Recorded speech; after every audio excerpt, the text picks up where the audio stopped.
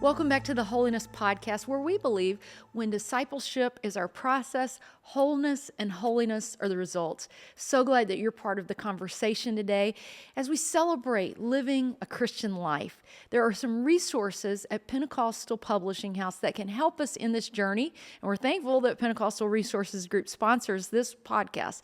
You can use the coupon code TWP10 to get a 10% discount off of the resources available at the website. Thanks for being part of this conversation. Let's jump into the next episode.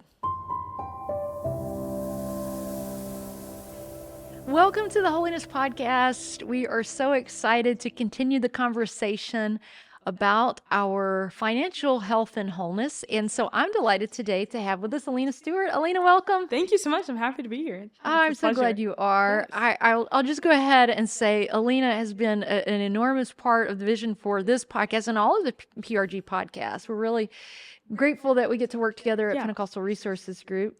Yeah. It's a lot of fun. It's a lot of fun. Honored to be here. Yeah, it's going to be a great conversation. We have podcasts like this, and Lena's been part of the planning of all that, so that we can provide resources beyond the books, the curriculum, all the leadership things that we have. But I love having these podcasts as, of course, free resources, but ways to have conversations, real and in the moment that I think can really help people. Yeah. So, Alena, this season we've been talking about our emotional wholeness and, our financial wholeness. Wow. As you know, all through this, from the first time we all sat in the conference room and planned out this podcast, the whole vision has been just what is it that makes us whole and holy? And so, as I was about to say, we spent a lot of time on that emotional wholeness season. And in some ways, it feels like a big jump then to get into like the nuts and bolts of finance. Yeah. But it really is all related to this whole person that we want to be, to honor God in all that we are. Yeah. Yeah. I really appreciate you being part of it, because you get that. You get the vision of the podcast and all the conversations we've been having. So again, thank you for being part. Thank you so much. Yeah. And I love, because there is this image of what discipleship looks like. And I think sometimes we look at it and it can be very one note. Yeah. And there is this reminder that if I'm following Jesus, and that's what it means to be a disciple, is to every day want to live like Jesus, it should impact every area of my life. Every area. And so there is this reminder that if I want to be a true disciple, that I have to steward every resource that the Lord has given me well. Yeah. And so my finances, being a good steward of my finances makes me a better disciple. Yeah, absolutely. And so it's a really beautiful reminder about that. Yeah, well, I'm really glad you're part of this. Before we jump into the details, why don't you tell a little bit about yourself and let folks get to know you a little bit? Yeah. So like what was mentioned, my name is Alena Stewart. I'm originally from Tampa, Florida, born and raised a Floridian. Very proud of that. If you were to meet me in person and talk to me for more than 5 seconds, you would learn that, because I am a proud Floridian. Most Floridians are, let's be real. But yeah, born and raised in Tampa, Florida. When I was 9 years old, my parents planted a church, so I'm also the product of church planting. Yeah. And about 3 years ago, almost to the day actually, I moved to St. Louis, Missouri. I now work for the Pentecostal Resources Group as a marketing brand manager, and I love every second of it. I say this being very honest, I have the greatest job in the world, and I feel incredibly fortunate to get to do what I do. But I'm now living in the Midwest, and it's proof that the Lord has a sense of humor, because this was never a desire or anywhere on my radar to leave Florida. I get asked all the time, why would you leave Florida? And I'm like, ask the Lord. I don't know. Right. But yeah, that's kind of, that's me. Yeah. Florida, Louisiana. Exactly. We're in St. Louis. Oh my goodness. How do all roads lead here? We don't know, but we're having a good time doing it. Yeah. Well, you are a blessing to us at Pentecostal Resource Group, and I know it'll be a blessing to have this conversation together. Okay. So I kind of joked when I asked you about doing the podcast. It's always fun when anybody says, we want you to tell us what all, women are thinking, or all, Gen Z and all that stuff. So I kind of jokingly said, hey, we're going to have you on the podcast, and, it's always kind of like, oh, come on. I can't speak for my entire generation. Yeah. However, ... the email goes. Yes. I do think it's important that that we have conversations like this with younger individuals, because every part of life in seasons, it looks different person to person. Yeah. So I'm thankful for some of our guests this season who have spoken from a season where they're kind of reflecting backwards. But I think it's also neat to have a conversation with you as you're looking ahead to the future and thinking about all this and what this looks like. So again, every guest this season, we've talked about some overlapping topics, but people speaking from maybe their unique place. Maybe talk to us a little bit about when you think of this whole thing of finance, like what does that mean to you? How does this work as you kind of with the season you're in for life? Yeah. So I'm 27 years old, really starting out in career, into adulthood. They'll tell you that you're an adult since 18. I can tell you that is a lie. Right. Adulthood certainly feels like it starts much later than that. But it is an interesting period of time because I think financial freedom is something that a lot of 20-somethings are striving for, but you're also working towards things. So it's, I really want to own a home one day, and I'm working towards retirement, and I want to be able to be in a place of financial freedom where it's not just, focused on paycheck to paycheck. This is a season of life where that for the first time, it's my reality.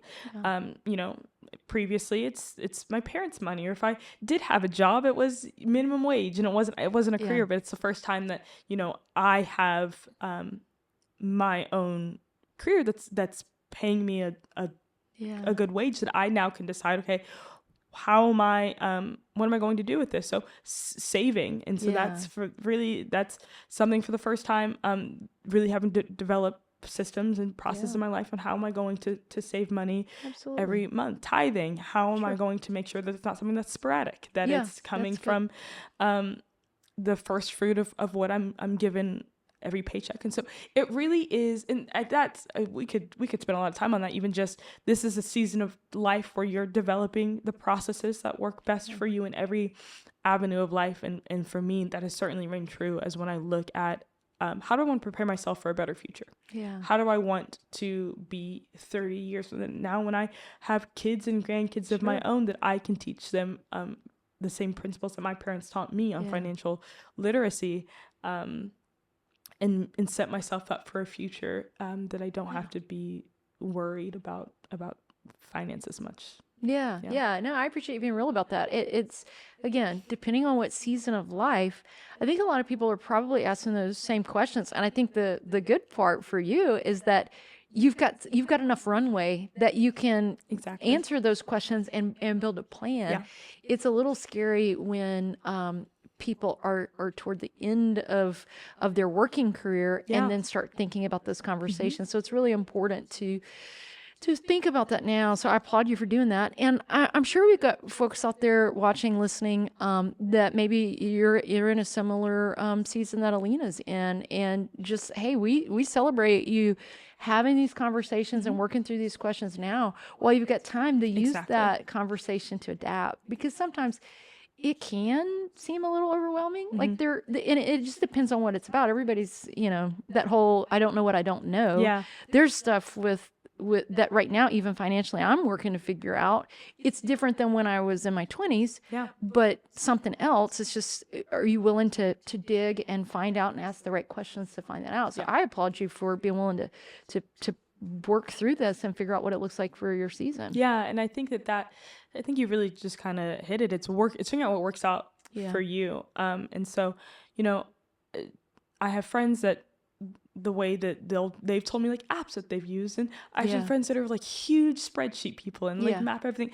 And it's like, that's never worked for me. So it's like, it's figuring out how do I steward my money well, and how am I just a good, really, this is something that the Lord has given me, the job and the what comes from that.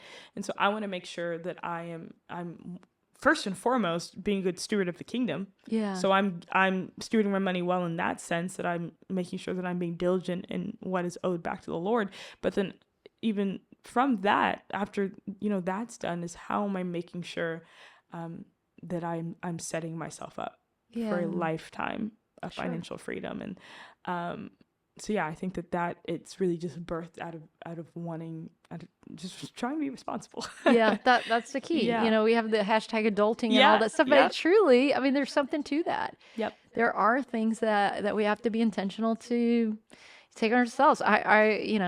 This is a whole side story, but I made an appointment with a dermatologist this week. I mean, even at this age, there are these adulting steps that you have to take on. So too, our younger viewers out there, or maybe viewers that for whatever reason, it may not be about age being a number, but it may just be a season of life. I hope this conversation is just a time that people stop and say, okay, what about where I am? Is there a next step I need to take to be healthy financially? Because then that affects how you can serve the Lord when you feel like you're in a place where you're not under that financial strain that can be so overwhelming otherwise. That's exactly it. That's exactly So you mentioned apps, and I won't ask for specifics, but do you find that apps are helpful for you in the in this monitoring spending or in the saving or a little bit of both? Yeah. What seems to work for you? You don't have to give a specific, but to me, it's like, okay, you gotta have a plan to watch what's coming in. And you gotta have a plan to watch what's going out. And then there's this third thing of, am I saving anything, right? And so, like, maybe out of those three things, what are the kinds of things that that you find you have to really like focus on? What part's exciting? What part's frustrating? Yeah. I'm kind of just laughing to myself even as you ask the question, because I think that there are two key things about me as to why apps are incredibly helpful. Number one, any family or friend that will hear this will probably laugh when they hear this. I'm naturally a spender. All right. I will be honest enough to say that if I tell my friends, if you need a friend to say like, hey, we're not going to spend money, don't ask me. I will not be your accountability partner in that way. Oh yeah. I'm like, I will never be the one to be like, no, remember we're saving money. I'm like, no, buy the thing. Get it. Yeah, exactly. Yeah. So that's the first thing. I also have a terrible memory. So those two things. Tough combination. It is a tough combination. So because of those two things, but I think I have a self-awareness to know. There you go. So I try to put mechanisms in my life because I know that I like to spend and I'm not good at remembering things, but I need a reminder. As best as I can, I do auto pay for everything. That's smart. But there are some things that is just not feasible for. So I have apps that remind me of what is coming out and when it's coming out. And it sends me the reminder to my phone. I get the notification. And so I know what needs. And so I'm aware that on this day of the month, you have this. And so you have to remember that this is coming out this month. And so this moment, so you can't spend as much around, this season of time. And so it really, that for me, because I know that about myself, I imagine for someone who is naturally a saver and naturally knows how to just, they don't enjoy, that stresses them out to spend money. Lord willing, maybe one day I'll get there. But for that person, it probably is a little bit easier to naturally just like be able to know, we're not going over the spending amount, but I have to be a lot more disciplined to know like, hey, we're not going over the spending amount. So me being able to see, okay, on this day, this is what's coming out, and on this day, this is coming out. So I know you said you don't have not to mention one specifically, but the Rocket Money app, I'll just kind of throw that out, is something that I have found to be incredibly helpful because it does just that. It shows me, hey, in 6 days, this is what is happening, and this is what's coming in account, and I can also budget in there and things like that. And so every time that I'm paid, it's tithes that come out, then I save, and then it's from there. It's okay, let's bills, and then it's from there trying to figure out how much do we still have left to buy the thing I inevitably do not need.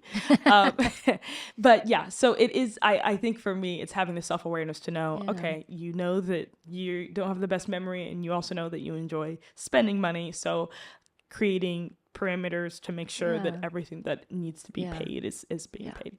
So you know about yourself, you're self-aware, and then you find the apps to help. Yeah, exactly. That's really good. Yeah. I think there's a lot of life lessons there, even beyond finance. If we're self-aware to realize, okay, this is an area where I need some help, you create a plan. Hey, that's the way life works. Exactly. So I think that's really cool. I think that's really good. So you mentioned the kind of just keeping an eye on things, the timing of some of that's what's kind of frustrating. Okay, so on the saving side, like you're early in life, is that a priority for you? Okay. It is. I'm really grateful that my parents, I have incredible parents that did a really good job of instilling financial literacy into me. And so the tithing and saving are two ideals that from the time that I can remember making money, that my parents were very diligent, probably the product of being a church planner. Yeah, there you go. Yeah. That they were very diligent in teaching me that. Sure. And so I have always been very diligent in saving every time that and so I'm very grateful that principle has been taught to me, because I know that because there are times where obviously there are just unforeseen expenses that are large, that it's just unfortunately things that can happen that can cause. And so there have been multiple times that something has happened, and I've been incredibly grateful that I just set aside a little bit. And it's not always easy, because obviously life can get expensive, but in those moments of, wow, I didn't foresee having to buy a new car battery. So it's really nice now that I have a little bit of a cushion there of a savings account that is there just for a rainy day. So yeah, that's a product of my parents really instilling that in me, and me now knowing that there is a benefit in saving a little bit more. And yes, that means, that we're spending a little bit less, but that's ultimately, it's helpful in the long run. Yeah. Oh, that's really great. I do think I really appreciate you giving the shout out to your family, because that is a big part of it. When we see that from an early age, it's easier. It's really tough later in life to try to learn something that is just a totally new concept. Yeah. I'm sure we'll have folks out there who are on that journey, and I hope all the conversations we're having this season will help you and give you the confidence to take those steps. So we recognize that. But maybe I'll then kind of throw you a question that will help those who are in the opposite situation. So a lot of our young viewers, you're like nodding with Alena, and you're like, yep, same. Yeah. But let me say, I know we've got some parents who watch and listen to the podcast.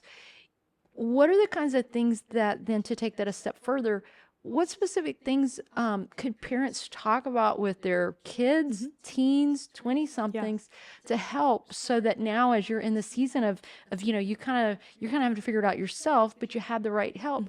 What are those things that would help parents to be intentional about talking about from a young age, to help with some of that big transition into managing your own finances now? Yeah, no, I think that's a really great question.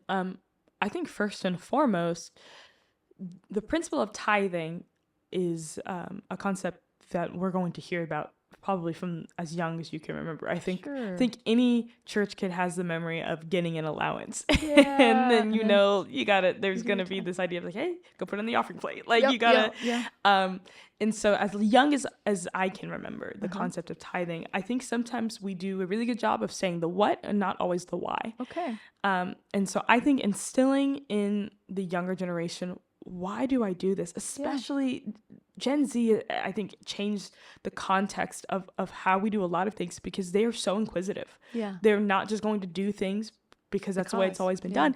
And I think that will completely change the paradigm. I think Alpha will be the same. And I think whoever comes after Alpha will kind of continue. And Beta will do have a similar thought process. Yeah. And so I think teaching the why, not just why do we give the Lord 10%, why do you give God the first 10%? Why is it the first thing that you do when you get your paycheck? Why is the first money that comes out your tithe? I think that's incredibly helpful, and I think that it'll not just become a thing, because now for me it's not a question. It's not something that I wonder. I have my tithe on auto pay once again because I have a bad mind. But I think it will help them in the long run when every teenager is in a career where they're making an income. It's now instilled in me that I am doing this and I know my why. So I think that would be my first point of advice, is teaching your kids why tithing is so important. And I think kind of in that same vein, I don't know how well of a job society does in teaching principles of financial literacy. I didn't learn it in school. There wasn't a lot of practical advice on how should you save and how should you budget, and this is a retirement fund and this is the different things you can put your money towards. I think the testimony of most 20-somethings, you just kind of either you were lucky to have parents that taught you, or you had to learn it along the way. It was YouTube University was teaching you how how does any of this work. And so I think starting young, knowing that I wish those principles were kind of taught more in our school systems and things like that. But in the home, fasting being a principle, but then also just the things that we've talked about today, the benefits of saving, the benefits of budgeting. And this is why we set aside money when you're in your 20s for retirement. I know that it seems a little bit silly right now, but this is why we do it. Yeah. I think teaching the generation under us why we do these things will make it that it's just is ingrained in them once they get to the point of making those decisions for themselves. Very good. I think that's helpful, and I hope that parents out there listening and just individuals of influence are kind of like latching on to some of those things you're bringing up. I gotta have fun here. I gotta have a little fun. I think it was you. I can't remember, but I think it was. Were you in the conversation the other day? I'm in the hall and bump into a group of young ladies. It might have been you and some of your friends. And something came up about girl math. Yes. You were sitting there. Yes. And ancient Gen Xer that I am, I'm like, what are y'all even talking about? Like, walk me back through. What is girl math? Explain this to me. That's such a great question. And off the top of my head, I want to think of a really good example. So girl math is essentially saying, so for example, I'll use a real life example of a good girl math example. Right. I recently, months ago, I booked a plane ticket. Okay. Ended up not being able to go on the trip. Okay. So it was on Southwest. I got a flight credit back. Recently, I used that flight credit to book a plane ticket. That was a free flight. Okay, that's girl math. You did pay for that, but in your brain, months ago I paid for it. So when I'm going on to book my plane ticket now, and it's like use your flight credit, and that total says $0 because I used a credit, it's free. So girl math is essentially saying that it's like it's convincing yourself also that like I can buy this thing. Like if I returned something, this is another great form of girl math. So if I bought something for $60 and I decided to make an exchange. Well, the new thing is $80. It only costs $20. It's just, I cannot believe I got an $80 item for $20.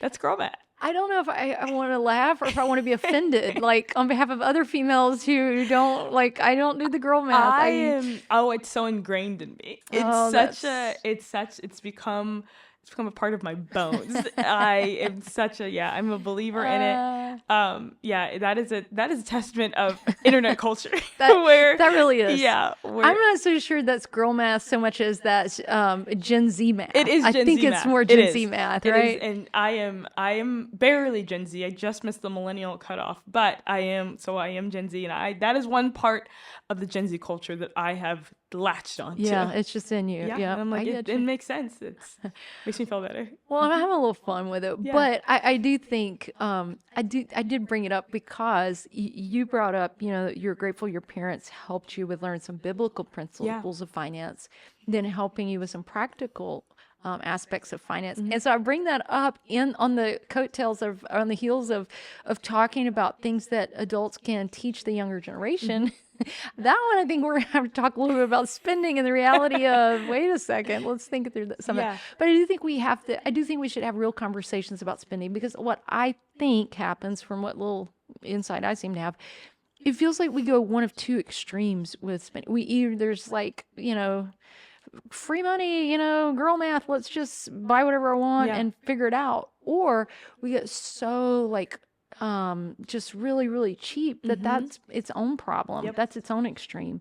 So I guess I would just maybe even use that kind of the fun of girl math to say, I think there's another thing out there that adults and leaders of influence need to give some healthy guidelines for spending. Yeah.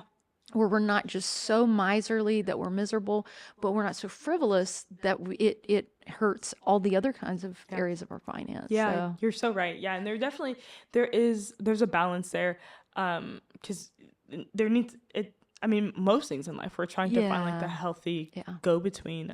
Even things like credit cards. Those are something from a very young age. My parents had conversations with me about I will say this, the harm of a credit card, but now that I'm an adult, I have credit cards that are attached to airlines. Yeah, and absolutely. I get points and I get perks. And so I think even with the balance of it, where it's like healthily teach maybe the downfalls of having something like a credit card, but then also if it's used correctly, they're incredible. Like they can be positive. There's a lot of positive aspects to it. So I think a part of that too is just a well-rounded conversation. To not have a one-sided conversation when we talk to our kids about about finances and it's about financial literacy, I think there's like multiple sides to it oftentimes. And I think it's just kind of telling the complete story. Yeah, I love that. I love that. That's so helpful. Well, I really think this can be a blessing out there if you identify with the stage of life that Alena's in. I think in some ways you may just be, maybe people feel validated and heard that you're saying, yeah, I'm there, and we figure it out, and we just get the right support to make some decisions and create a healthy plan. Yeah, exactly. We could even throw out the word budget. There's a conversation about a lot of what you're talking about planning, and we'll have another episode where we work through the budgeting discipline. But then for those that maybe, again, whatever way you want to say it, if you're just outright, you're a parent, or if you're just in a position where you can help guide others, and maybe they're younger than you, or maybe they're just in a season where they need some help, I think just this conversation helps us realize the importance of being aware and be willing to have conversations like this. Yeah, you're so right. I think it can be healthy. And the more, I think you said it best at the beginning of the episode, where every area of life, if we want God to be Lord of it all, then we have to think about it all with intention and be very open and have conversations. So I really appreciate you doing that today, Alena. Maybe I will just kick it to you here as we start wrapping up with everything we've talked about here. If you were just going to kind of maybe do a final, like bring it all together and maybe share kind of a final thought for our listeners and viewers, maybe just kind of pull things together and give us kind of a closing thought. Yeah. One of my favorite scriptures, and I guess maybe immediately this doesn't, you might hear it and nothing, it immediately connects to finances and stewardship. But one of my favorite scriptures when I think about when we have conversations like this is when the Bible says that every good and perfect gift is coming down from the Father of light. Every good and perfect gift is from him. And so he has allowed us to have careers and to gain income. And so if I truly believe that this is a good gift, the best thing I can do with it is to give it back to him. Yeah. And so I want to, and so that looks like tithing, but that looks like we just talked about it, a well-rounded disciple. It's saving as the best we can. And it's having healthy conversations around spending. All of that, I think, makes us a well-rounded person and a well-rounded disciple. And so I want to steward every resource that the Lord has given me well, but ultimately I want to give it back to him because it's from him. And so I think that if you're a parent watching this, I think it's having that conversation with your children and in your home. If you're a church leader, I think it's figuring out how can we kind of have that culture in our church of financial literacy and stewardship principles. But if you're a 20-something, 30-something, if you're a single adult married, I think that it's just this reminder of these are principles that I want to instill in my life, and it's never too late to start. That's true. I think that if you you've not known where to begin and you haven't really had a testimony of financial freedom, there's never a point where you're too far gone, and really starting on that journey. And so I think it's figuring out what works best for you, but ultimately, as we desire to be a disciple of Jesus, to steward everything that he has given us well, and our finances are a huge part of that. Very good. Very good. I appreciate your willingness to have this conversation with us. I think this has been really fun for a lot of reasons, and I think everybody out there can take something away that really helps us move forward in a healthy direction. So thanks for being part. Of course. Absolutely. Thank you for having me. Well, we want to say thank you for joining us. As always, Alena and I would like to remind you that you can visit pentecostalpublishing.com to see some of the great resources. Even in a topic like this, we've got some practical things that can be a part of thinking about this for your life. And so we invite you to check out our resources available at pentecostalpublishing.com. And you've been instrumental in helping us get a 10% code. Yes. So a discount of 10% if you use the code TWP10. Yep. Am I right on that? That's correct. Yeah. So Alena being here reminded me, I want to share that with you. Whatever you need to check out on the website, that's a great bonus and a good incentive. While we're talking about budgeting, let's help people save a little money on their purchase from Pentecostal Publishing House. Hey, but seriously, it's been a lot of fun. Thanks, Alena. Thank you. Thank you all for taking part. We can't wait to see you on a future episode of the Wholyness podcast. God bless you. Have a blessed week.